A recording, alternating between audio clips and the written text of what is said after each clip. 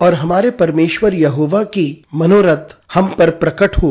तू हमारे हाथों का काम अपने लिए दृढ़ कर, हमारे हाथों के काम को दृढ़ कर। शुक्रवार 3 अक्टूबर 2025। आज के मनन के लिए मैंने आप ही के लिए चुना है लूका अध्याय 13 और उसका 7वां वाक्य। तब उसने बारी के रखवाले से कहा, देख 3 वर्ष से मैं इस अंजीर के पेड़ में फल ढूंढने आता हूँ, परंतु नहीं पाता। इसे काट डाल कि यह भूमि को भी क्यों रोक रखे।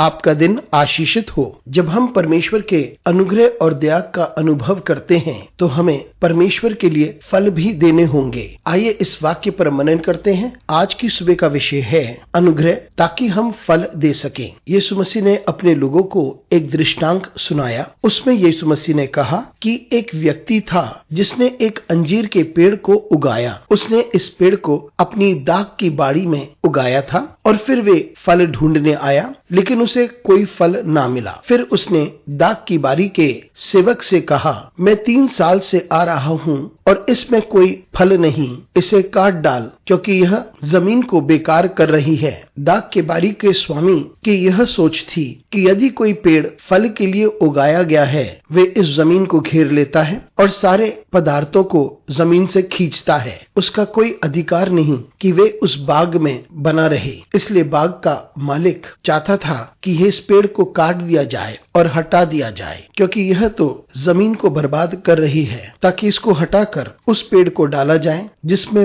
फल उगे। यीशु यहाँ कहते हैं कि यदि हम फल ना दें तो हम बेकार हो जाते हैं, क्योंकि हम परमेश्वर का अनुग्रह, उसकी दया और उसके देखभाल को इस्तेमाल करते हैं। इसे हम हर दिन और हर क्षण इस्तेमाल करते हैं। यदि हम परमेश्वर का अनुग्रह, उसकी दया और उसकी आशीष को इस्तेमाल करते हैं तो हमें फल भी देना चाहिए, क्योंकि हम परमेश्वर के परवरिश को इस्तेमाल करते हैं। और यदि हम फल नहीं देते तो हम उसके अनुग्रह और आशीष को बेकार कर देते हैं। तो इसलिए हम में से जितने हैं जो परमेश्वर के अनुग्रह को अनुभव करते हैं, उसकी आशीषों को अनुभव करते हैं, तो हम इस बात को याद रखें कि यदि परमेश्वर ने हमें इस बगीचे में एक विशेष वजह के लिए रखा है तो हम उसे पूरा करें, और यह है कि हम फल दें। तो आइए हम परमेश्वर के लिए फल दें। अनुग्रहकारी परमेश्वर स्वर्गीय पिता, तुझे धन्यवाद देते हैं क्योंकि तू हमें यह समझाता है कि हमारी जिंदगी का क्या उद्देश्य है। यीशु मसीह के नाम से मांगते हैं, आमीन।